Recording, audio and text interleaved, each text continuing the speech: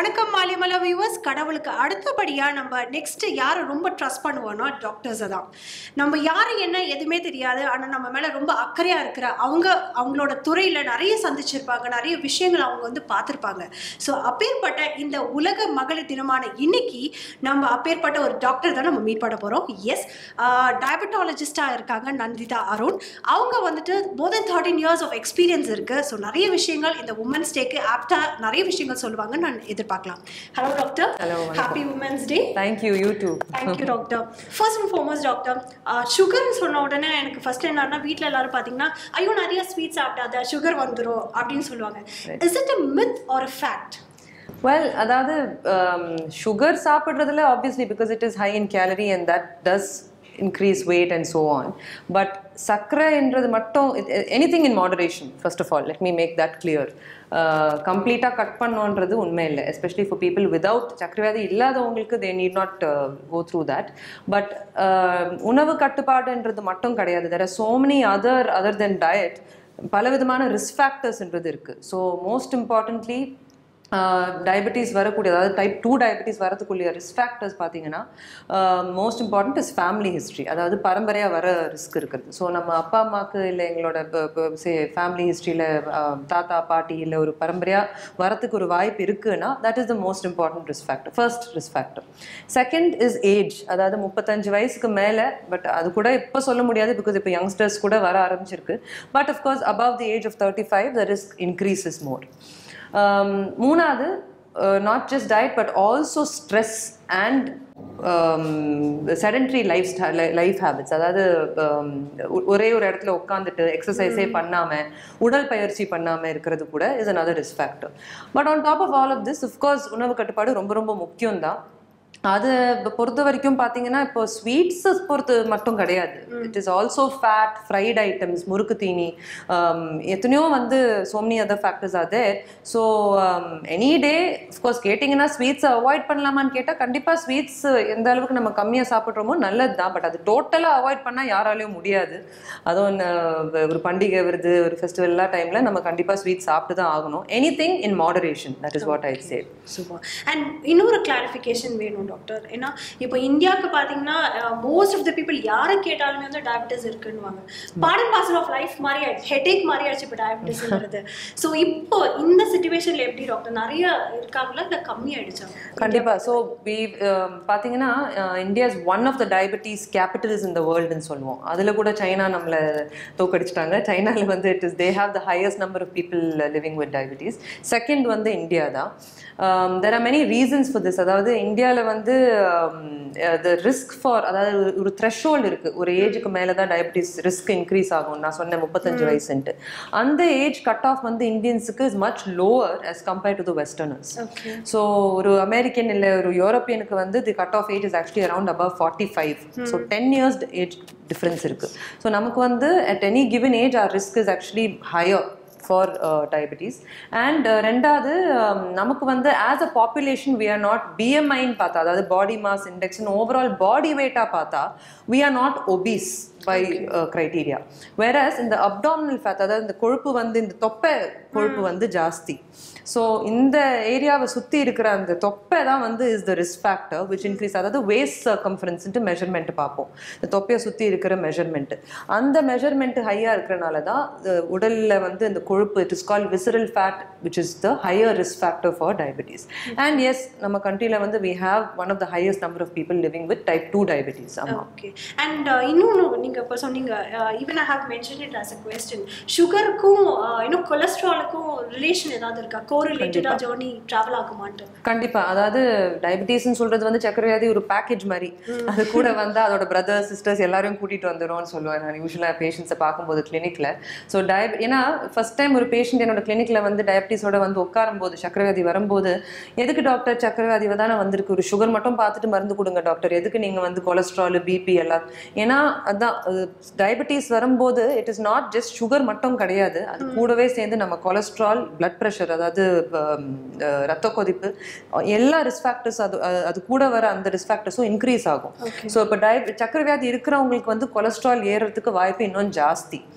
Plus சக்கரவியாதி இருக்கிறவங்களுக்கு இருக்கிறவங்களுக்கு heart diseases, அதாவது இதய நோய் வர்றதுக்கு கொரோனரி ஆர்டரி டிசீஸ்ன்னு சொல்லுவோம், இந்த ஹார்ட் அட்டாக், ஸ்ட்ரோக்கு, இந்த மாதிரிலாம் காம்ப்ளிகேஷன்ஸ் வர்றதுக்கு ரிஸ்க் இன்னும் double as compared to a person without diabetes. So நம்ம கண்டிப்பாக சுகர் மட்டும் இல்லை, மல்டி ஃபேக்டோரியல் இன்டர்வென்ஷன் சொல்லுவோம். மல்டி ஃபேக்டர்ஸ், அதாவது சர்க்கரை வியாதி இருக்கிறவங்களுக்கு வந்து சர்க்கரையை மட்டும் இல்லை, பட் அவங்களோட கொலஸ்ட்ராலு, ரத்த கொதிப்பு, அதாவது பிளட் ப்ரெஷர், மெனி அதர், அதே சமயத்தில் மருந்து எடுத்துட்டு அவங்கள வந்து மருந்து எடுக்கிறது தவிர உணவு கட்டுப்பாடு ப்ளஸ் உடற்பயிற்சி எல்லாமே பண்ணிட்டு ஓவரால் செசேஷன் ஆஃப் ஸ்மோக்கிங் இருந்தால் அதுவும் நிறுத்த வேண்டியது, இது எல்லாமே பண்ணாதான் நமக்கு வந்து ஃபியூச்சரில் காம்ப்ளிகேஷன்ஸ் வராமல் தடுக்கலாம். ஓகே. அண்ட் இன்னொன்று வந்துட்டு woman and diabetes, I think இன்னைக்கு நாளுக்கு ஸ்பெஷலாக, ஸோ ப்ளீஸ் அதை பற்றி சொல்லுங்கள். ஸோ விமெனுக்கும் வந்து, அதாவது லேடிஸ்க்கும் equal risk to develop diabetes இருக்கு. In our country we have equal number of women and men who are affected with the disease.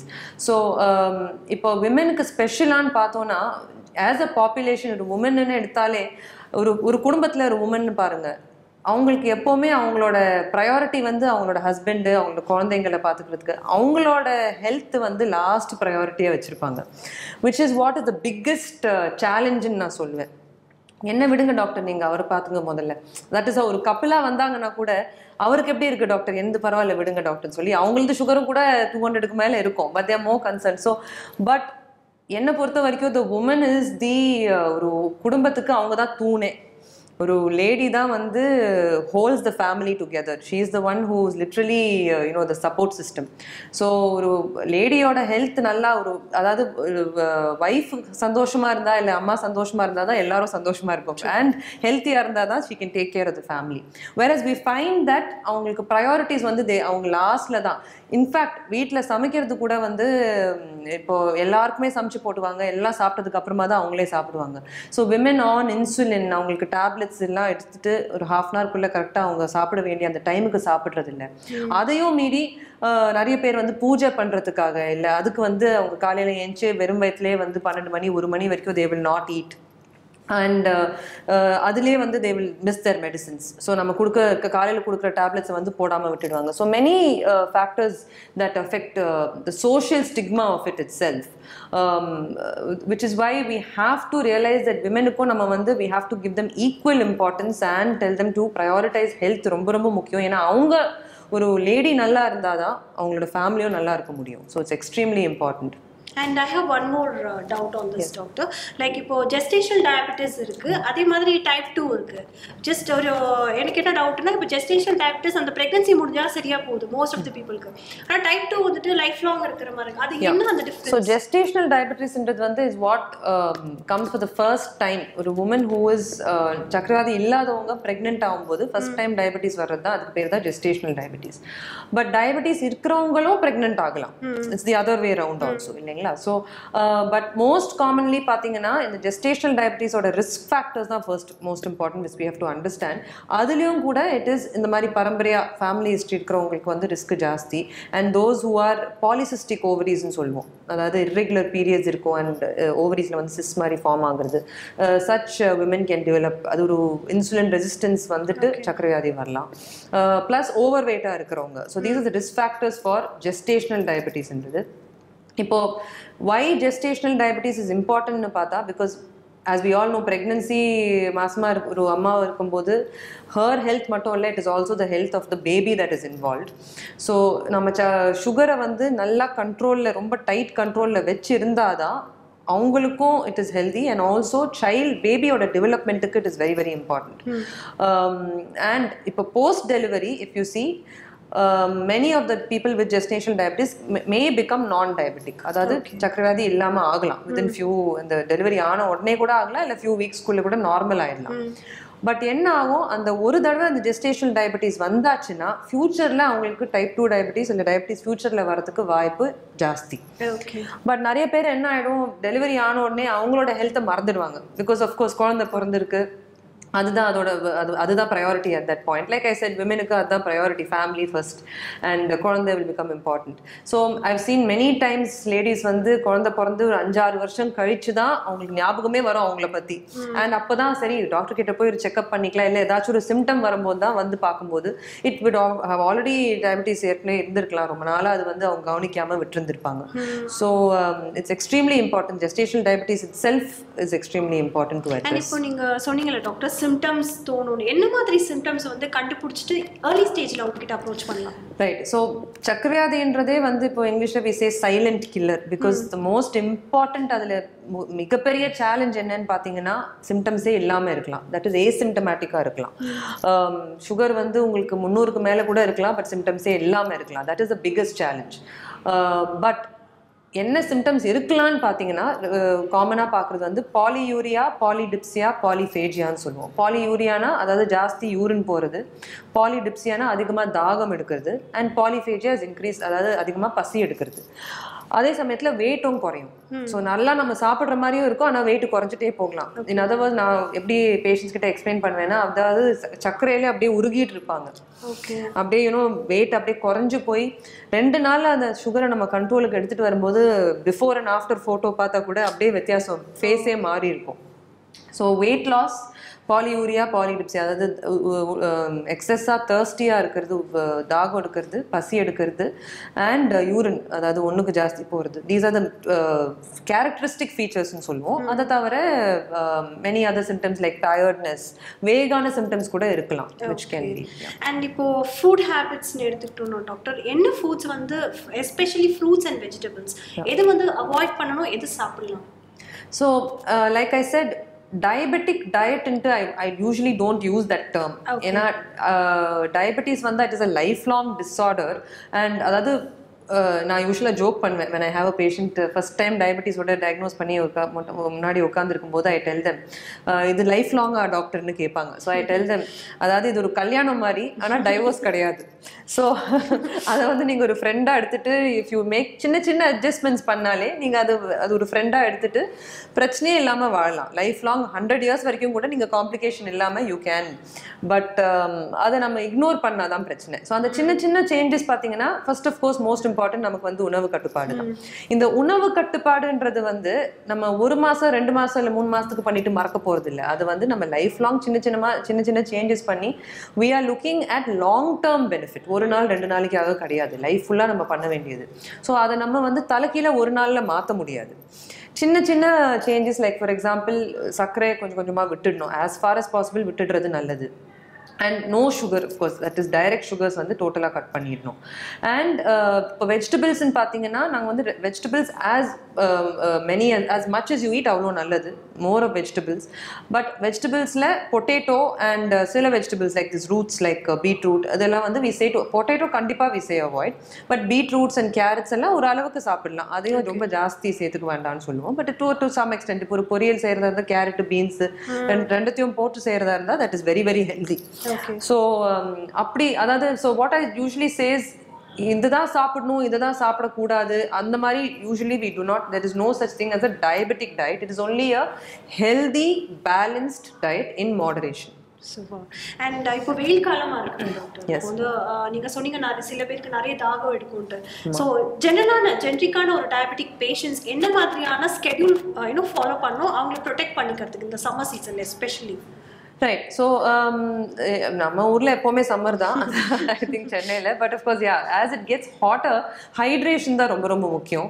So stay hydrated, drink as much water as possible. And நீங்கள் ஏன்னா தண்ணி குடிக்காமல் இருந்தால் சில மருந்துகளில் வந்து டீஹைட்ரேஷனுக்கு போகலாம். அண்ட் சுகராலே கூட டீஹைட்ரேஷனுக்கு போகலாம் if they to not hydrate well. So தண்ணி நல்லா குடிக்கிறது ரொம்ப ரொம்ப முக்கியம். அவாய்ட் கூல் ட்ரிங்க்ஸ், இந்த ஃபேண்டா, கொக்கோ கோலா, பெப்சி அதெல்லாம் வந்து சுகர் இல்லாதவங்களுக்கு கூட நல்லது இல்லை. And of course junk foods, I think நான் ஹெல்தி பேலன்ஸ் டயட்னு சொன்னேன். பட் ஜங்க் ஃபுட்ஸ் இப்போ கேரட்டு இப்போ வெஜிடபிள்ஸ்லாம் சாப்பிடணும்னு சொன்னால் கூட ஐ திங்க் ஒன் பாயிண்ட் நான் இப்போ அவுட் சைட் ஆஃப் சம்மர் பேசுகிறேன்.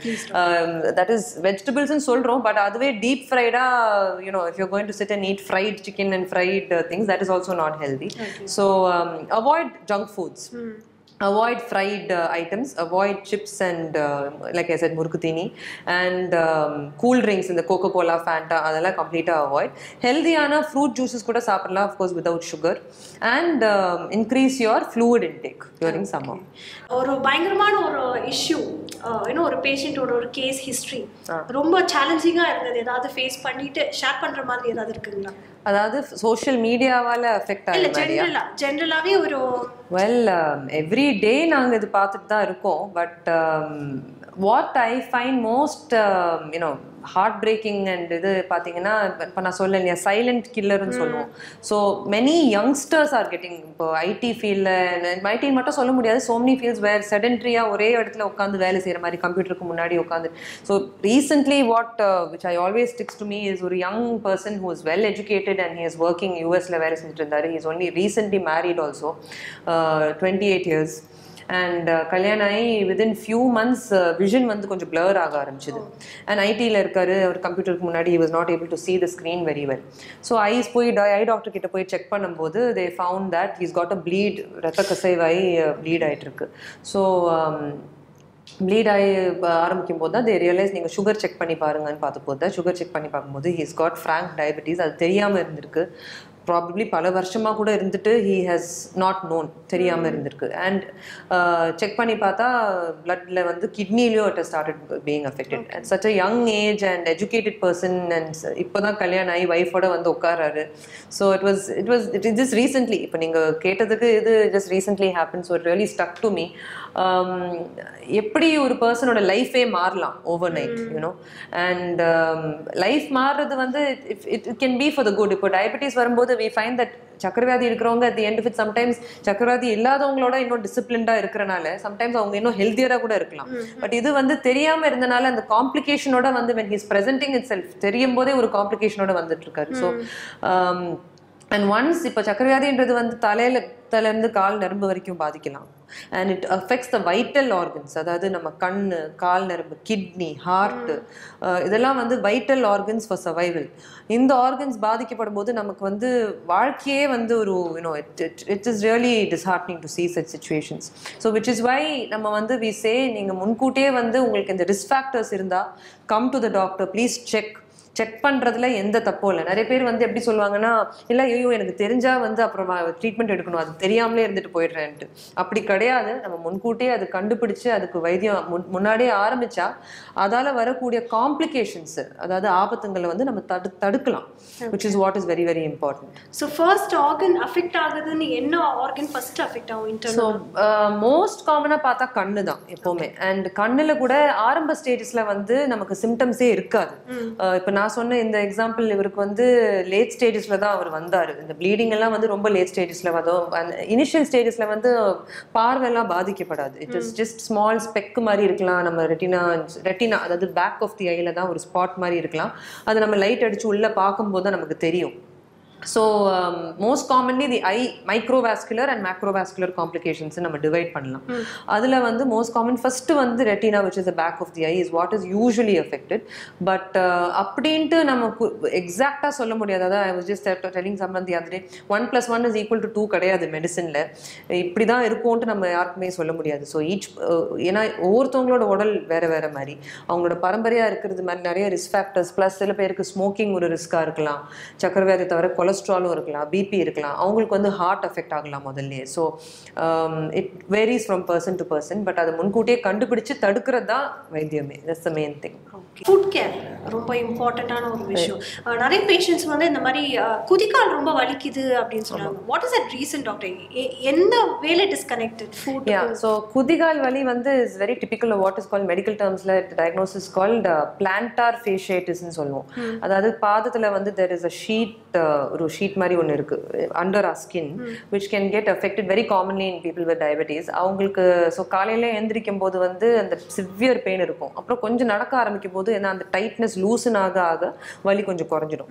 இது வந்து ரொம்ப சீரியஸான ஒரு கம்ப்ளைண்ட் கிடையாது. ஆக்சுவலாக சுகரை கண்ட்ரோல் பண்ணாலே அது சரி ஆயிடணும். And of course use of correct footwear. But more importantly diabetes like I told you தலையிலேருந்து கால் வரைக்கும் பாதிக்கலாம்னு சொன்னதில் வந்து காலில் வந்து உணர்வு கம்மியாகும். Most important. ரெண்டாவது ரத்த ஓட்டமும் பாதிக்கப்படலாம். ஏன்னா ரத்த குழால வந்து இந்த அடப்பு வர்றதுனால ரத்த ஓட்டம் வந்து பாதிக்கப்படலாம். ஸோ இதோட கான்சிக்வன்சஸ் என்னன்னு பார்த்தீங்கன்னா, when the sensory neuropathyன்னு சொல்லுவோம், அதாவது இந்த உணர்வு குறையும் போது நிறைய பேர் நம்ம கண்ட்ரியில் பார்த்தீங்கன்னா வி வாக் பேர் ஃபுட். நிறைய பேர் செருப்பு இல்லாமல், நான் ஒரு வீட்டுக்குள்ளே போகும்போது, வீட்டுக்குள்ளே கூட யாருமே செருப்பு போட்டு நடக்கிறது இல்லை. ஆனால் இல்லை கோயிலுக்கு போகும்போது வெரி காமன், மோஸ்ட் காமன் வந்து கோயிலுக்கு போகும்போது தான் உங்களுக்கு வந்து உணர்வு குறையும் போது ஒரு வெயிலில் போய் நம்ம காலை வைக்கும்போது அந்த வெயிலோட ஹீட்டு கூட பாதத்துக்கு தெரியாது. ஸோ நார்மலாக உணர்வு இருக்கும்போது நம்ம காலை கீழே தரையில் வைக்கும்போது ஒரு சின்ன கல் முள்ளு பட்டுச்சுன்னா, இல்லை அந்த ஹீட்டில் நமக்கு அந்த சூடில் கால் படும்போது சொல்லி நம்ம காலை தூக்கிடுவோம். அது ஒரு டிஃபென்ஸ் மெக்கானிசம், தெரிஞ்சிடும். பட் நிறைய கேசஸ்ல என்ன ஆகும், பல வருஷமா சுகர் இருக்கும்போது இந்த உணர்வு குறையும் போது அது தெரியாம போயிடும். சின்ன ஒரு கல் சம்டைம்ஸ் உள்ள தங்கி நிற்கும்.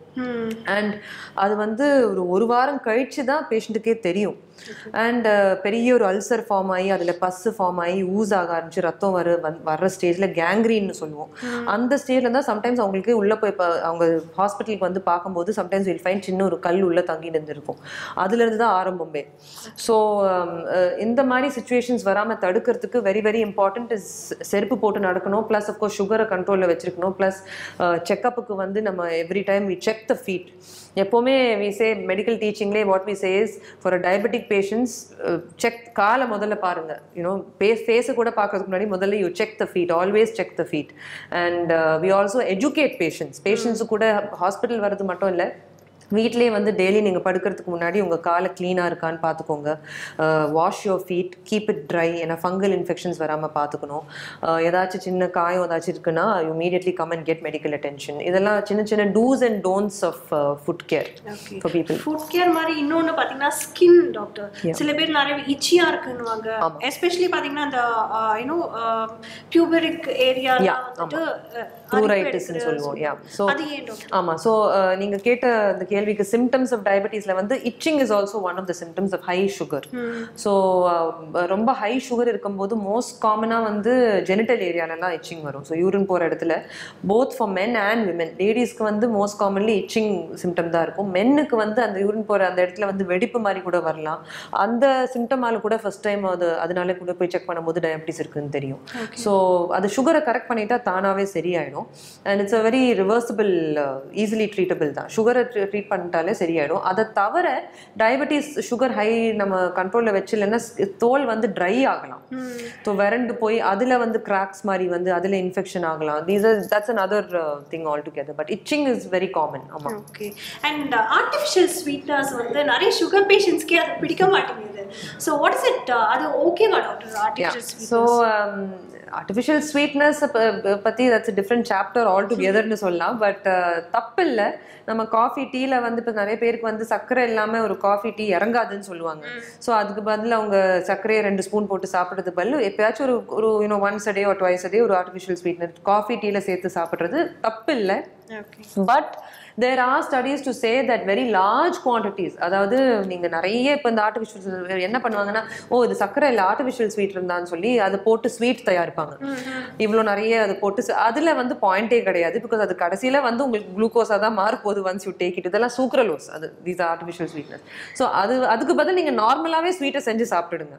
இல்லை அதுக்கு வந்து ஒரு ஃப்ரூட் சாப்பிடுங்க. பட் ஸ்வீட்டை செய்யணும்னா நார்மலாகவே சர்க்கரையை போட்டு ஸ்வீட்டை சாப்பிட்டுடுங்க. அதிலே சின்ன ஒரு டேஸ்ட் பார்த்துட்டு better then putting all this and making a sweet. But உங்களுக்கு அது டேஸ்ட் பிடிக்கலன்னா அதுக்கு சுகர் இல்லாமலே குடிக்கிறது better. Coffee in fact they say that the true taste of coffee வந்து சர்க்கரை இல்லாம தான் சொல்லுவாங்க. பட் அது ஒரு பழக்கம். You have to learn to accept it. Type 1 and type 1 நான் நிறைய முன்னாடி சொன்ன மாதிரி ஆர்வக்கோளாற நம்ம சர்ச் பண்ணி பார்க்கும்போது குழந்தைகளுக்கு நிறைய வர மாதிரி இருக்கு. Please can you explain that, doctor? So type 1 inறது is a totally different type of diabetes. It's not as common as type 2. இப்போ நான் இது வரைக்கும் பேசினது எல்லாமே வந்து டைப் 2 பற்றி தான். நான் டைப் 1 பற்றி தொடவே இல்லை ஆக்சுவலாக. பிகாஸ் டைப் 1 அந்த அளவுக்கு காமன் கிடையாது. Like you said, it is a genetic, அதாவது பரம்பரையாக வர்றது கிடையாது. Number 1, it is not a life style disorder. அதாவது அன்ஹெல்தி ஹேபிட்ஸால வர்றது கிடையாது. It is more common in children. 30 வயசுக்கு கம்மியாக இருக்கிறவங்களுக்கு தான் மோஸ்ட்லி வரும். சம்டைம்ஸ் ரேராக ஓல்டர் பீப்புளுக்கும் வரலாம். வரலாம். இது வந்து இதுக்கு பேர் மெடிக்கல் டேர்ம்ஸ்ல it is called auto immune. So அதில் என்ன ஆட்டோ இம்யூன் என்ன அர்த்தம்னா நம்ம உடம்பே வந்து நம்மளோட பாடியை ரிஜெக்ட் பண்ணுறது மாதிரி. ஸோ கணையம் இருக்கு இல்லையா, which is the pancreas which secrete insulin gets destroyed. டோட்டலாக அது வந்து டிஸ்ட்ராய் ஆகிட்டு இன்சுலின் செக்ரீட்டிங் கெப்பாசிட்டி டோட்டலாக ஸ்டாப் ஆகிடுது. This is what leads to type 1 diabetes. இதுதான் basic understanding of type 1 diabetes. So when this happens and the patient will have to take insulin lifelong. And இது கொஞ்சம் கூட severe type of diabetes because இது like I said அது lifestyle நால வர்றது கிடையாது. It is a genetic form and autoimmune இருக்கறனால little more complications risk இன்னும் ஜாஸ்தி. childrenக்கு வர்றது is more common type 1. இப்போ அந்த gestational diabetes இருக்குல டாக்டர், அந்த டைம்லயே அந்த குழந்தைக்கு வந்திருக்குமா? இல்லை கிடையாது. இட் இஸ் குழந்தைக்கு பாதிப்பு வந்து உங்களுக்கு சுகர் கண்ட்ரோலில் இல்லைன்னா அந்த சுகர் வந்து உங்களுக்கு இன்சுலின் ஹைப்பர் இன்சுலினீமியாலாம் வந்து it can even cause complications இந்த சைல்டு. அதர் காம்ப்ளிகேஷன்ஸ், அதாவது காது டிஃபெக்ட் வரலாம், ஹார்ட்டில் ஓட்ட வரலாம், வளர்ச்சி பாதிக்கப்படலாம். சம்டைம்ஸ் மேக்ரோ அதாவது லார்ஜ் ஃபீட்டஸ்ன்னு சொல்லுவோம், அதாவது குழந்தையோட சைஸ் பெருசாகலாம், பேபியோட பர்த் வெயிட் வெரி பிக் ஆகலாம், it can be very big. So these can cause complications during labour. And so அந்த மாதிரி தான் பாதிக்கும் தவிர சைல்டுக்கு அட் பர்த் டயபிட்டிஸ் வராது. இட் இஸ் நாட் மதர்லேருந்து சைல்டுக்கு டயபிட்டிஸ் டைரெக்டாக பாஸ் ஆகாது. பட் அஃப்கோர்ஸ் மதருக்கு டைப் 2 டயபிட்டிஸ் இல்லை ஜெஸ்டேஷன் டயபிட்டிஸ் இருக்குன்னா ஃபியூச்சரில் அந்த சைல்டுக்கு 30 வயசுக்கு மேலே வரக்கூடிய அந்த பரம்பரையாக இருக்கிற அந்த ரிஸ்க் எப்போவுமே இருக்கும். Okay, thank you so much. இன்னொன்று டாக்டர், ஜென்ரலாக இப்போ வந்து ஒரு வீட்டில் இப்போ ஹஸ்பண்ட் அண்ட் ஒய்ஃப், சே ஒரு எக்ஸாம்பிள் ஹஸ்பண்ட் அண்ட் ஒய்ஃப் 2 பேருக்குமே சுகர் இருக்குது. பட் வந்து ஹஸ்பண்ட் கொஞ்சம் ஜாஸ்தி இருக்குன்னு வச்சுக்கோங்களேன், ஏதோ ஒரு எமர்ஜென்சியில் மருந்து காலி ஆகிடுச்சு. Some patients what they will do, இப்போ 100 mg இவங்க சாப்பிடணும், இவங்க 50 mgனா 50 தான் 50 + 50 எடுத்து சாப்பிடுவாங்க. நிறைய பேர் நம்ம கேள்விப்பட்டிருக்கோம் அந்த மாதிரி. ஸோ அந்த மாதிரி இஸ் தட் குட்? கண்டிப்பா கிடையாது. பிகாஸ் அப்படி அவ்வளோ ஈஸியா இருந்துச்சுன்னா this would not be a specialty. It is not as simple as that. So எப்படி பாத்தீங்கன்னா எல்லா கைட்லைன்ஸ்லயும் there is the American, Indian and every guidelines for diabetes பாத்தீங்கன்னா the whole global consensus is that individualized therapy. அதாவது ஒவ்வொரு பர்சனுக்கும், இப்போ இந்த பர்சனுக்கு suit ஒரு மிஸ்டர் ஏக்கு சூட் ஆகுற மருந்து வந்து மிஸ்டர் பிக்கு சூட் ஆகாது. இல்லைன்னா எல்லாருக்கும் இவ்வளோ சுகர் மட்டும் பார்த்துட்டு நம்ம மருந்து எழுதி கொடுத்துடலாமே, அந்த மாதிரி கிடையாது. இப்போ இவருக்கு சுகர் வந்து 150 இருக்கு, இன்னொருத்தவங்களுக்கு 150 இருக்குன்னா 2 பேருக்கும் ஒரே மருந்தே கிடையாது. ஏன்னா சர்க்கரை லெவலில் பார்த்து மட்டும் நம்ம மருந்து கொடுக்கறது இல்லை. there are many parameters including அவங்களோட பாஸ்ட் ஹிஸ்ட்ரி, அவங்களோட மற்ற பாடி வெயிட்டு, ப்ளஸ் அவங்களுக்கு லோ சுகர் வர ரிஸ்க் இருக்கா, அவங்களோட லைஃப் ஸ்டைல் எப்படி இருக்குது, அவங்களோட கிட்னிஸ் எப்படி இருக்குது, மோஸ்ட் இம்பார்ட்டன்ட்லி லிவர் எப்படி இருக்குது, இது எல்லாத்தையும் பார்த்துட்டு ஒரு அவங்க பாடிக்கு ஏற்ற மாதிரி டிக் மார்க்ஸ் இருக்குது, which is the best option பார்த்துட்டு கொடுக்குறது தான் வைத்தியமே. ஸோ இப்போ ஹஸ்பண்டோட மருந்து முடிஞ்சு போச்சுன்னா ஒய்ஃப் வந்து அந்த மருந்து எடுக்கிறதா இருந்தால் தட் வில் டெஃபினெட்லி அது நல்லதே கிடையாது. பிகாஸ் அது அவங்களுக்கு செட் ஆகாமல் இருக்கலாம், திடீர்னு லோ சுகர் வரலாம், அவரோட லெவல் வேற, இவங்களோட லெவல் வேற, எங்களோட பேராமீட்டர்ஸ் டோட்டலா வேற. ஸோ அப்படி முடிஞ்சு போச்சுன்னா நீங்க அதுக்கு பதில் யூ கேன் கொஞ்சம் டயட்டை கண்ட்ரோல் பண்ணிட்டு அடுத்த நாளே போய் சீக்கிரமா வாங்கிட்டு மருந்து எடுத்துடுங்க. மருந்து எடுக்காம இருக்கிறது கூட நல்லது இல்லை.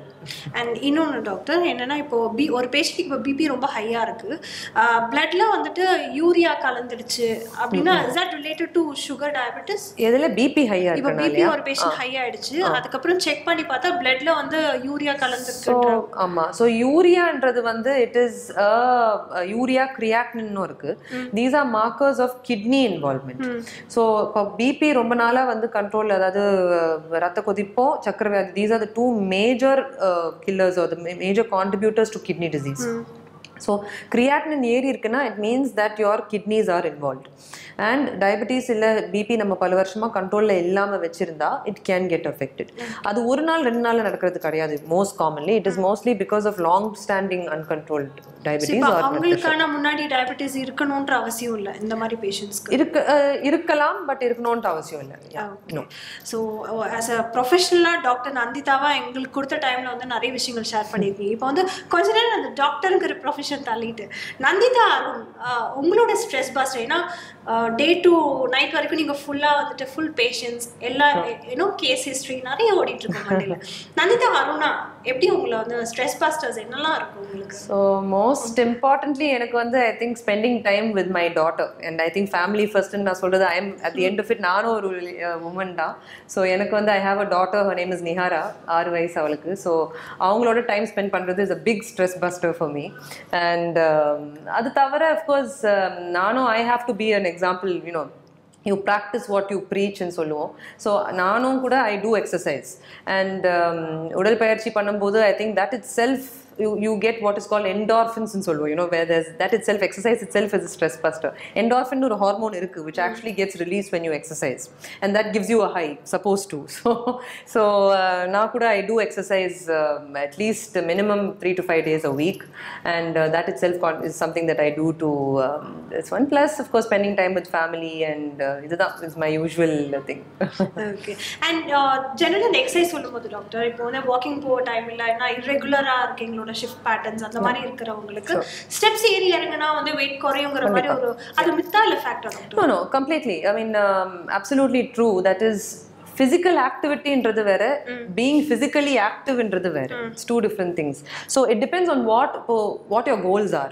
If someone wants to weight korkino, எனக்கு வந்து இந்த weight சரி இல்ல, எனக்கு weight குறைச்சே ஆகணும்ன்றதுனா physically active-ஆ இருக்கிறது, அதாவது நம்ம வந்து படிக்கட் மட்டும் ஏறி இல்ல ஆக்டிவா இருக்கிறதுல வந்து நமக்கு குறைய போறது இல்ல. நமக்கு அது மெயின்டெனன்ஸ்க்கு ஒரு அளவுக்கு it is okay.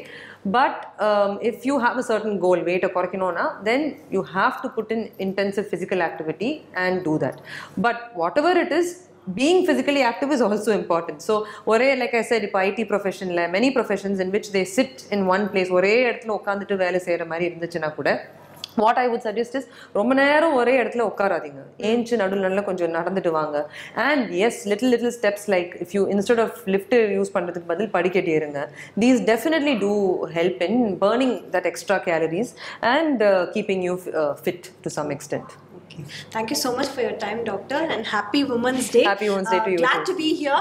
ஏன்னா நிறைய விஷயங்கள் நீங்க சொல்லியிருக்கீங்க. apart from டயபெட்டிஸ்னாலே ஒரு பயங்கர வியாதி தான், ஸ்டில் வந்து அது ரொம்ப ஸ்கேரியான ஒரு மான்ஸ்டர் மாதிரி தான் பார்க்குறாங்க. பட் இருந்தாலுமே நீங்கள் உங்களோட அந்த சூதிங்கான எக்ஸ்பிரஷனோட நீங்கள் சொன்னது ஐ திங்க் எங்கள் வியூவர்ஸ்க்கு ரொம்ப யூஸ்ஃபுல்லாக இருக்கும். Thank you so much for your time and all the best doctor. Thank you so much.